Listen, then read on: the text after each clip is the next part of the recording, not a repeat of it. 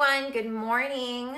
So, today on our live, we're doing industry interviews and we're going to call them Sessions with Sissa. And today we're interviewing the Commercial Dance Intensive founder and director, Casey Noblett. So, she's going to go ahead and join with us so we can get started. Hello, everybody. Thank you for joining.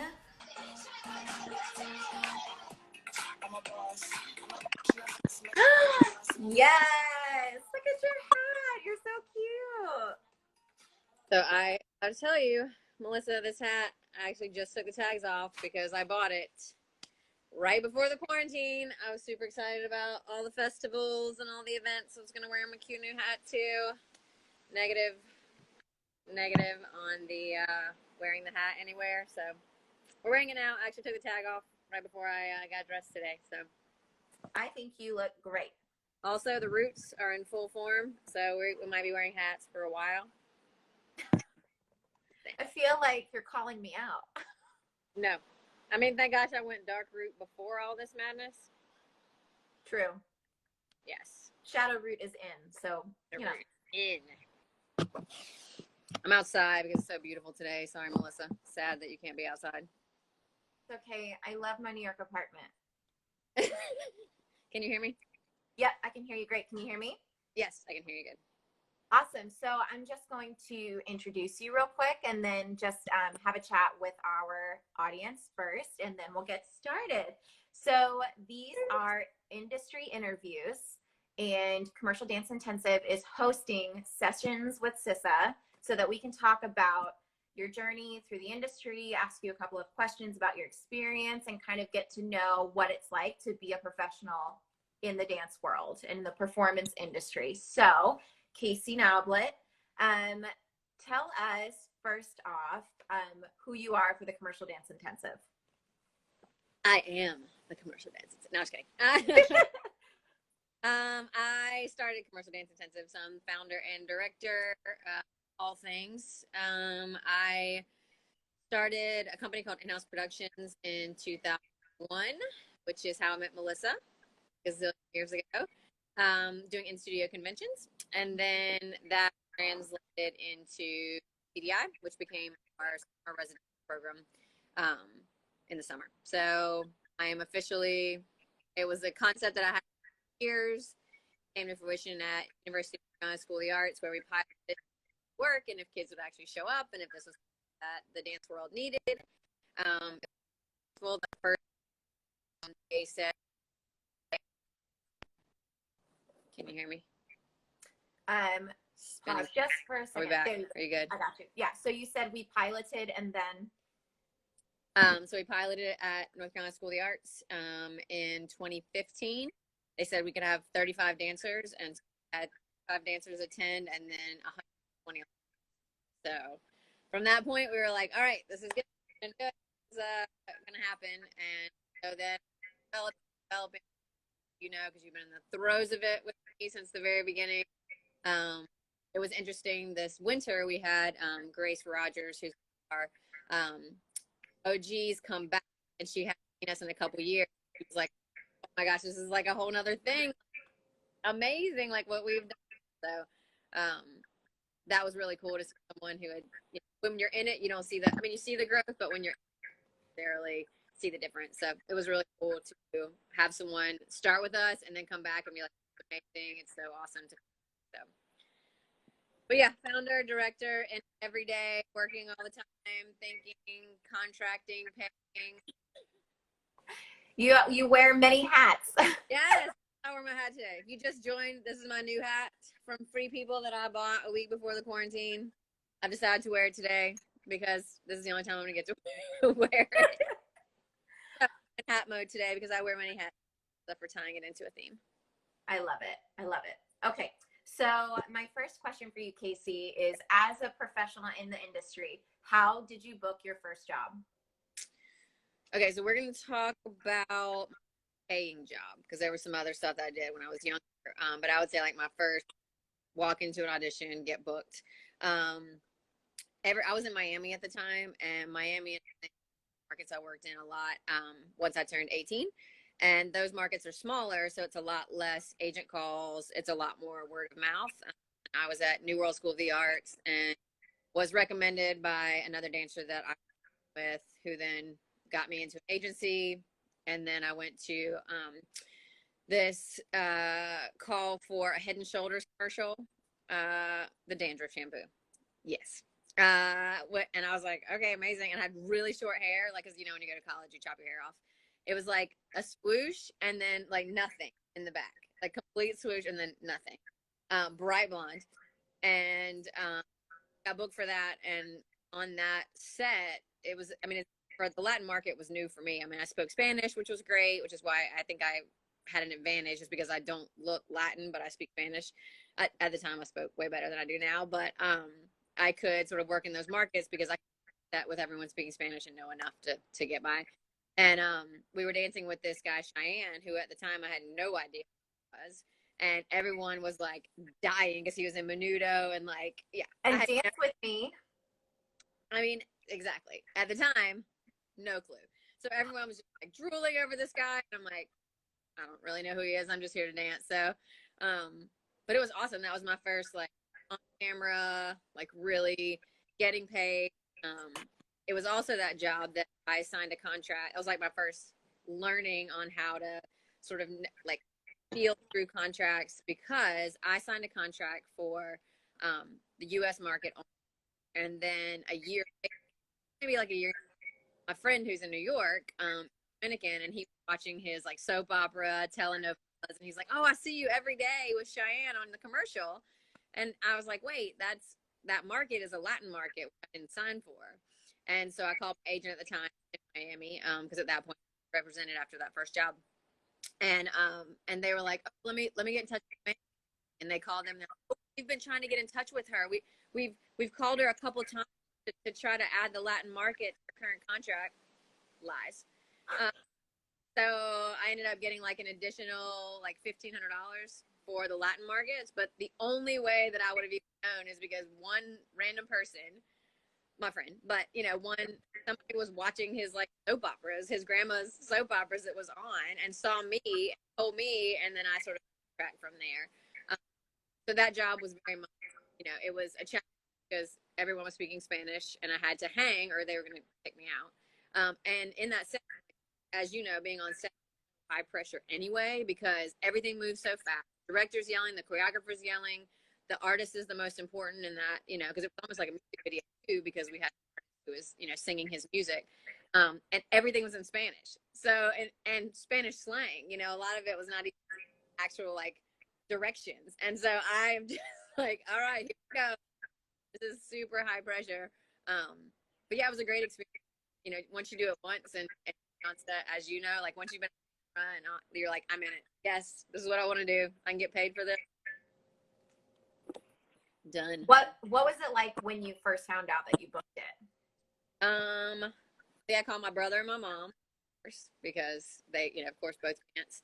And I think I'm a very superstitious person anyway. And so I think I was like, don't tell anyone until like actually out, because I was so afraid that I would get there. And that happened multiple times in my career where I booked something and then canceled, or they would hire somebody else, or they would do a change in the middle. So, Cassidy, my brother, is very much like, I will not tell you that it's done and booked and like in progress, because, in the world, you never know. So I definitely like Cassidy. And I think that was the first time I've done it on my own in a new city with like not anybody. And I got free clothes out of it. Oh, I still got that sports bra. So, important question. Yeah. Is there footage of this anywhere? 100%. Dang. Just wondering. Okay. For fun. I'm going to find that YouTube link. It's on there. I'll find it for you. I can't wait. That'll be my birthday present. I feel like work studies at CDI watched it one time because they heard me and they searched it out and found it and were like laughing in the faculty room at one point. I remember this and they were like, that is not. So just be ready. I was fierce. Toss with the bangs. Toss with the bangs and also still. So, yes, great. We will post it on the story. Amazing. Okay, great. Everyone heard that. I got permission to post it on the story, right? It is only for learning education. Amazing. Okay, great. So our next question, what is something in your career that surprised you or caught you off guard, or maybe you didn't expect would be a certain way? What's something that you had to learn the hard way or you were surprised by? Just like a specific instance, if you can think of something. There was one job, and it's kind of like the girl in high school who still mad that you're like, how many years has it been not letting this, like, it's still, as soon as you ask me the question, this one comes up in my mind every time. So there was a job I really wanted to work with artists in Miami for Premio Los Nuevos, which is like their Grammy, a huge award show. It's kind of like when the Grammys or the Emmys, or the VMAs come to LA once in on, and it was the same in the Latin market. And I really with Talia, the artist. She's amazing. Mm-hmm. And I finally, they had been in rehearsal one day, and then the choreographer called me and said, we really want you to come in. Director wants to see you, and we need another blonde. Perfect. So I went in and like worked my choreography from the video the night before. Rehearsal footage came in. I felt like I did a great job. And the choreographer was like, you nailed it. Like, thanks for being prepared. Great job. And then I'm going to get to be like with Elliot, like everything. So excited. And the next day, day 3, he calls and he's like, I'm sorry, the director has decided to work. And I'm like, wait, what? I thought I liked it amazing. Like, I knew the choreography. I don't understand. He was like, oh, this girl, we won't name her. One of the other dancers is friends with the director, and she was not a fan of me for whatever reason. And she had, I was lazy, that on set I don't have time, that I'm really hard to work with, and that I bring a lot of when I'm there. And so say that again. Say that last thing again. And then I bring a lot of negativity when I'm there. And so the director said he didn't want those type of people on set, and so he decided not to use me. Only because she was using she didn't like me, and so she was using that power. And I think that in that moment, I'm still like hurt about it, because it was not about my talent. It was like something completely out of my hands. I ended up being in the award show, but for a different artist. That one I might try to find as well, because I have on a blue wig and a silver lame 2-piece. I might find that one for you. Yes. But I think that surprised me, because as a young dancer, you feel like if you just go in and do the work and show up and you're the right part, that it's so political in that moment. There's nothing I could have done any different. Those things about me were not true, because I grew up on the coast. I grew up in New York, dancing in the summers, and like, there's no lazy, there's no marking it. There's no, like, that's how I was trained to work in rehearsal, and Cassie's the same way. And I think it took me so long to get back. That didn't matter. Like, in that moment, the director was friends with another dancer. She wasn't, whether it was a competitive or at why she did it, but I literally lost a job because this girl didn't like me and basically sabotaged that job for me. And so I think you put that in your toolbox, like, don't take it personal. Mm-hmm. Like, someone doesn't like you because someone doesn't like you because your friend doesn't like you. And who knows? What people think of me, like, I can only be the best version of myself, and mm-hmm. that will click with some people and not click with other people. I think that was surprising me, Mm-hmm. as sort of a new, young, hardworking dancer, that sometimes that was not enough. Like, it didn't matter. Nothing I could do. You can't make a phone call. You can't apologize. It was done. I lost the jobs. It was on my bucket list, and it was done. And you move on, and in that, first had another path for me. Like, I was this, which would lead me to this, which would lead me to that. Mm-hmm. But in the moment, you're so surprised as a young dancer. I'm like, wait, how does that? Like, you saw me working, but it doesn't matter. Their friendships, they're working, their alliance, any sort of performing world. And you just kind of have to roll with it as a. But I was definitely, that was my first, like, okay. Yeah, it's super challenging because so much about what we do is like comes from the heart and the soul, and like as artists, you know, Yeah. put work out there, it can be really scary. And so a lot of times we'll trust opinion Right. of the people that we know over, you know, what we see. So that's challenging. That's really hard, you know. I got not over it. I mean, you had a fine career post that experience. Oh, look, Robbie joined. Hey, Rob. I miss you. Awesome. So our next question for you. What is the one style or skill you wish you had developed before you became a professional in this industry? I started taking more voice lessons. That I mean, I was chorus. I was in 7th and 8th grade chorus. But I didn't take any voice lessons, and I didn't take acting. I took a lot of dance growing up. We lived in New York every summer, so I was like BDC and steps, taking everything. Mom was a studio owner, for those of you that, so she pushed us in everything. Like I was for real in like the advanced jazz class at like age 12 at steps, and Melissa has worked at steps. Let me tell you how much those like hardcore pillars of steps teachers do not want 12-year-olds in their advanced jazz class right in front, right in the front. They were like, what are you doing? So like that, the versatility training was not, I felt like I was always taking a million different things. So from the only thing I think class, I would say I didn't really dance in heels early enough because it wasn't really a thing. If you wanted to do Broadway, a huge thing at that time.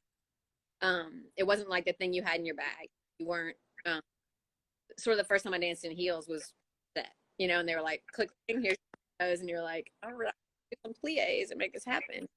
So I wish I, as a younger dancer, had to get comfortable in heels, Paducahs, and especially for Miami, because everything I did in my heels.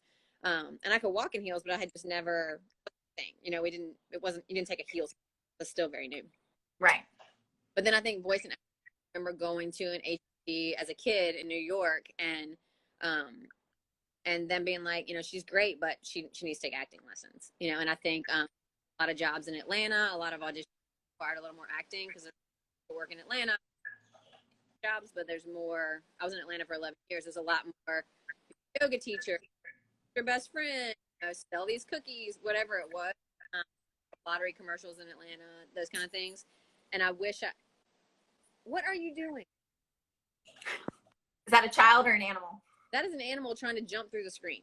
That's where we're at. Use the door. Go outside. Sorry. Like I have like a 60-pound pit bull boxer mix who literally was about to push through the huge screen on our porch. Not okay. Calm down. And I think I should have taken acting classes because I think, especially in the smaller markets. I mean, big markets too, but there's not as many dance jobs, and I really wish I had taken acting, and I wish I had taken voice. Yeah. Great. Okay. If you could go back in time and give advice to your 15-year-old self, what would you say and why? Pertaining to work, I would say do your research. I think do your research. Your research, yeah. I think I lost a lot of jobs because I didn't research either the NBA team I was auditioning for, or the career I was auditioning for, or the type of music I was auditioning for. I never had multiple outfits in my bag. I was doing a lot of hip hop work when I was dancing professionally. It was more hip hop, and I mean there would be days I would be in something super sexy, as Melissa and I, you know those auditions and super body con, and then 10 t-shirts and cargo pants, and I like didn't have the foresight to bring other outfits at the time. And so I think there was a bunch of auditions I lost out on because I didn't do the research. I kind of was very one track mind. Like, this is what this is what I'm going in for, this is my outfit, this is what I'm going to wear. And then I'm stuck in this like super like audition in like body comp, and I feel, of course I'm not going to dance the same way, you've been there. So in those moments I didn't do my research before audition for the Miami Heat. I didn't know what to wear. I just went in. And I think as a young dancer, that's one of the reasons I started CDI, is because I made so many mistakes just because I didn't know. I didn't know that I had to research the team. And at the time, we didn't really have internet like we do now. Like, I'd never been to, I should have gone to a Miami Heat basketball game as soon as I went to Miami and watched those cheerleaders. What are they wearing? What is the style? They had their hair down. They had had fake lashes. They had fake tan, boobs up top. And I didn't do the research. I just went in thinking, and I was mostly a concert dancer, before then. Um, and I didn't really do the research. I mean, after a couple, sort of, you learn from your mistakes, but I think it was an entire section of jobs that I didn't get because I just didn't take to find out what I was actually going in for. And then you just feel like an idiot. That's the hardest part, is that now you're stuck. Like, do I leave? Do I not leave? Gia had a moment, a couple weeks ago that she had a call when we both laughed about it, is because now you're in a room and you're clearly in the outfit, or you're clearly style, and like, how do you sort of get through that? And especially in a market where you sort of all know each other, friends are looking at you like, what? Sometimes I blame the breakdown. If the breakdown says, set in the 50s and 60s, you know what that looks like. You're not wearing like pants, like you're wearing a skirt. Was there a drop crotch in the 50s and 60s? Not. But yes, in that, and sometimes the breakdown is incorrect. But body conscious means one thing. It means you need but if you know who the choreographer is and they're not going to be casting body conscious for that choreographer, that's exactly what you're talking about. And I was. What? Hang on, I think you froze. Go back. Very good. You said, but what? Good. In Atlanta, there was so much hip hop that it was really easy. Like, every choreographer has and in Atlanta, it looked great when I was there because all the choreographers were teaching class. It's a little bit different now. But when I was dancing in Atlanta, all the choreographers you would work with would at least do a class a week, a bunch of adult studios that you could take. And I like been better at taking classes to work with and researching what kind of dancers they were hiring and maybe changing my to fit in that. I think I was still not jaded, but a little starved. Well, my talent will just, I'll kill it and they'll just hire me, which sometimes is right. But why not, control the things I can control? Give myself the best advantage. Like, yes, hopefully my talent will get through, but like, it would also help if I look like everybody else they've ever hired. So make it, like, I think Adam Case talks a lot about, like, make it easy on them. Like, don't make them envision what it would be like if you were in a different outfit, or if you had braids in your hair, or, give them the best opportunity to see how you fit, and that, especially if they're seeing hundreds of people. Absolutely. But do your research. That's good. We don't have the internet. We did not have the internet. We had to dial up. It was like, you had the Encyclopedia Britannica. Literally, like, hip hop. Can you, just for a minute, just quickly go through like what your training was that took you to become a professional dancer? Yeah, so my mom had a dance studio in a very small North Carolina, and we started going to New York, but we started going to New York in the summers. And so 6 weeks we live in New York, and so they gave me access to Broadway Dance Center steps. And I was training at the National Dance Institute with Jacques D'Amboise, and that was all day. And then I would take hip hop and all kinds of stuff at night. So I did that until probably I graduated high school, dancing with my mom, and then in the summers using that advantage. At the time, there weren't really conventions, so it wasn't take from famous choreographers and get some really intense matches. My mom brought a lot of people in, which was amazing because we're getting from ABT and New York City Ballet, and all these anybody she would meet in the we would do classes all through the year in this small town, so that was how I was access at least to training outside my mom. Now, especially virtually, you can take any class you want all day, every day. But we certainly didn't have that. But I think that sort of electric train with my mom, you know, like to have that. And so I did that all the way through. And then in 11th grade, I went to North Carolina Governor School, a free summer program that you have to get into. And I went for dance. I think that was the first time, like improv and like a little bit crunchy dance, you know, I'll go create improv on the bridge and, you know, that kind of stuff. From there, I met a girl, Hudson, who was at North Carolina School of Arts. And then it was like, this is what I'm doing. I was like, School of the Arts. I'm ready to get out of this house. I'm ready to like break off. So I trained at North Carolina in year high school. And then I was certain I was going to go to New York. And then scholarship to New World School of the Arts in Miami. And I was like, wait, I can be on the beach? Yeah. So I hate the cold weather.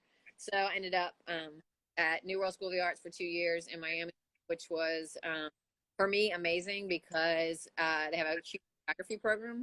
And it's not just contemporary choreography. You can do anything. So I was doing jazz. I was in pieces that did, you know, salsa and mambo and, you know, everything. And they would light board. So, I mean, in the booth. So you would design the lighting and call the show for your piece. So I think being there, be able to design costume and lighting and call it and learn, you know, the technology, that for me was amazing. African, I got to go with them, which was somewhere I would never go, you know. Got to go where? Taiwan. Ooh. Yeah, it was really cool. We had a partnership with Taiwan, so we were there for 2 weeks and performed. And then while I was in Miami, Disney came and did an industrial, and I auditioned for that, booked the job, and then they asked me to come to Orlando, and so then Disney went to Tokyo, you know, eventually migrated to Atlanta, Carolina. But training wise, I would say my mom, then Broadway Dance Center, Steps, and National Dance Institute, all the way until I went to School of the Arts.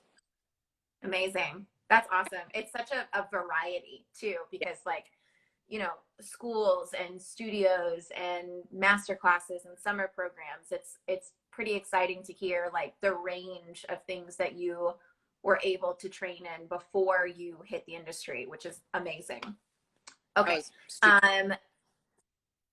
What was your favorite job? Just, you don't have to say much about it. Just what was your favorite job?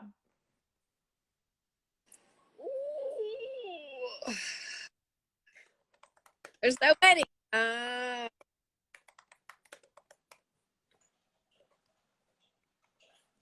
this is like a little bit throwback. It's gonna be a two. Yeah, it's gonna be two-part. I love dancing for the NBA. Like it was my jam because, you know, you book a job and you're performing for 10,000 people 3 nights a week. You know, and it's. I mean, we did jazz, we did like pom, we did hip hop. So it was like every day learning something new, performing new outfits, new crowds. So that as a job was for sure my most favorite, just because I got to dance all the time. I was either in rehearsal or on the court, and that feeling of like running on the court, I have just like this huge like audience every single time, and they're excited and they're cheering, and I don't know, that was really fun. And then, you know, like talks a lot about if you dance for a lot of times artists will come in, you know, you get to dance for what? You get to dance for an artist if the artist comes in to do a performance. And so one of the performing, MC Hammer came and did a post-game concert. So I got to dance with MC Hammer to Too Legit to Quit and Can't Touch This. And I was just like, if I could have told my like great self that this was going to happen, it was insane. I mean, it was like kind of silly because we're all older and it wasn't, you know, but in that moment, I can remember buying, like MC Hammer was my first CD CD. Yes, CD. Not record player, CD. And like to think that, I mean, it wasn't in my head. It was like, oh my gosh, like my very CD was this guy that like I idolized and loved so much. And like, I was just like, here I am dancing to Can't Touch This with MC Hammer, you know, many years later. But I think something like taps into yourself, you know, and you think like this is so cool. Like if I could have told myself, you know, at 11, 12, when you have the CD, you're like, one day you're going to dance with this guy. And you wouldn't believe it, but you do. That's great. I love And it. in that same vein, Cassidy was dancing for Janet Jackson. And he called, I was actually in LA with Gia. It was our first time in LA, and I took her to LA. It was her sneaker trip. Yes, it was her sneaker trip. 40 LA. 40 LA. Such a good sneaker trip. We went everywhere looking for those shoes. Those Reeboks. Gia, post a picture of those Reeboks. No, she's got them in New York. I'm sure she didn't bring them. They might be at home. I think they're at home. We got to get her to post. They're so good. But Gia and I were just out riding around, and my brother called. He's like, "You have to come back to the studios where you dropped me." And I'm like, "Well," but he's like, "You have to come back to the studios." So I go back, and he like comes out from his Janet Jackson rehearsal, and he's like, "I have the biggest surprise for you. I am the best little brother in life." And I'm like, "Okay, like what happened?"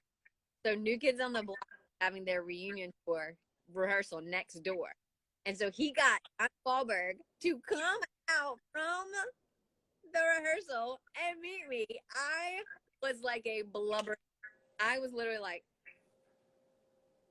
"Hi," and my brother said, "What is wrong with you?" And I was, I can't. Like, I literally reverted back because that was my first concert I had ever been to. And here he is, and he's like, "So, like, how are you?" I'm like, "So good." And Cassidy was like, and Gia didn't even know what was happening. She didn't even. He's like, "Cool." Yeah, she's like, "Who was that?" Like, not a clue. I was dying, and all I could think of was like, I wish I could tell my like 3 friends that came with me to the concert, like in 5th grade, what is happening right now. And Cassie was like, "Can you just kiss her on the cheek and get it over with?" And he was like, "Oh, sure." And he like kissed me on the cheek, and I was like, I love you. I'm sorry. I can't.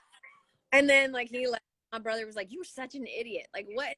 Like, he was so embarrassed. I was like, "Cassie, I didn't know like what was, I wasn't prepared. You weren't prepared." And Gia still tells the story. Like we were driving home, like I couldn't even talk, and she was like, "What is wrong with you?" I was like, "That is like you made me just Timberlake. Like that is like that moment." Robbie's gonna expect that because he does love some JT and that Donnie Wahlberg. He just said step by step. Yeah. But anyway, that was another fun moment of like, if you could have told me that my little brother, who I was trying to kill most of his childhood, would like allow me to meet Donnie Wahlberg. Done. I love it. Yeah, I love it. So anyway, I know. I have one last question for you. Yes. Okay.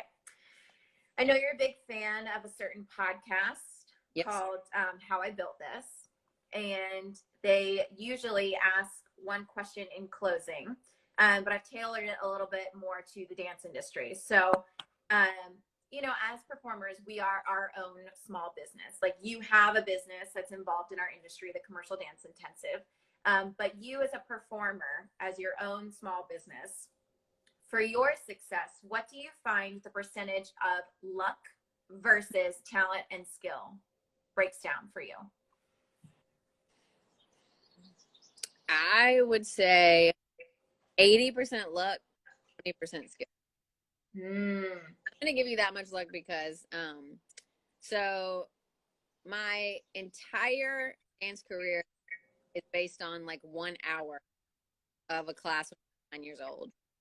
So when I was 9, my mom, her idol was Jacques D'Amboise, who was kind of like the Baryshnikov of my mom's age, was teaching a class at and she closed the whole studio and took her whole class to go take this math. I had these huge glasses, literally. I had these huge glasses. And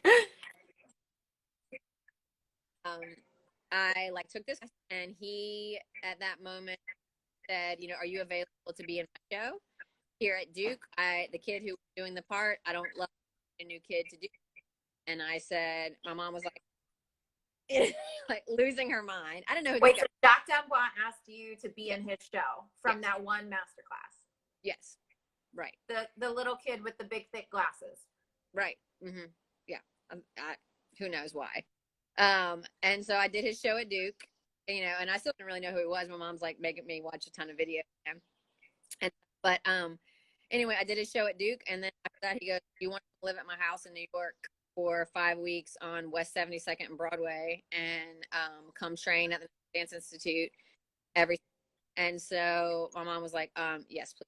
And he said, I want you to perform in a show. So I was in a show with 1,000 kids at Madison Square Garden, age 10, like all within that, you know. And then eventually started working for them because she was going up with me every summer. And then when my brother was old enough, he got into National Dance Institute, and we were living in New York in the summer.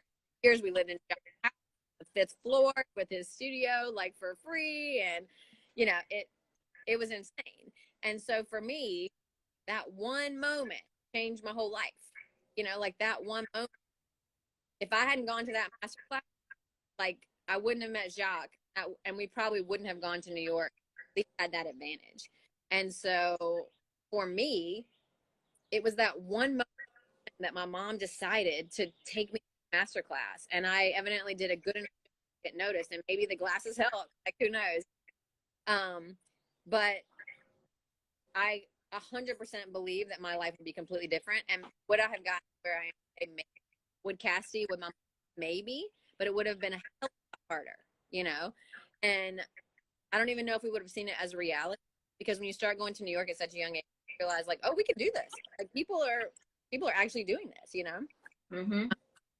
And then after that, I mean, show up. You've got to be able to pick up choreography. Luckily, Cassie and I do well. Like thank God. But that's how you get through most auditions, is you've got to be able to pick up choreography, spit it back out, you know. So those things I think go in my 20% skill. I was never the best dancer, you know, but I was smart and I picked up choreography well, and I remembered things and have a decent eye. And so I think that, but 80% was that one day when I was 9. And you know, that's my whole starfish story, you know, that we talk about, is that it's not about, you know, trying to teach everybody everything. Yeah, it's just about like the one kid, you know, like who's the one kid that we help through CDI, or who's the one kid that we inspire through our virtual stuff, or through our intensives, or through something that one of my faculty does, you know. And for me, I was in the right place at the right time. And I feel like in this industry, there's so many of those moments where you knew the right person for that job, or you ran into somebody on the train, or a friend of a friend was at a party and said something, you know. So I think this business, you have to be skilled. You have to be able to show up and do the work, and you have to be ready to make it to the next, you know, callback or the next audition. But I mean, a lot of it is luck. And, you know, it's like, that's the way you and I started working together. Like your teacher in New Orleans found my company, and I started going to New Orleans. And, you know, from there, look at this incredible partnership that you and I have created, and friendship, just from that one moment, you know. And I think that has steered your life in a different direction, and sort of everybody we come in contact with, it, you know, you just kind of have to trust that whatever's happening is for you, you know, and right. To sort of ride it. And so yeah, I mean a big part is, I don't know if luck is the right word, but I mean, I think the universe puts things out there for you, and it's your job to take them. Right. And to be available and present and ready to receive what's there for you. Awesome. Casey, thank you so much for joining me today for our first of the series of industry interviews. My name is Dissa Strain, and I'll be interviewing other people from the Commercial Dance Intensive throughout the week. And I'm just so grateful that you created this company, and that we have this opportunity to share information about the industry and our experiences. And I just think that you're such a rock star. I know I wouldn't be where I am today if it hadn't been for you.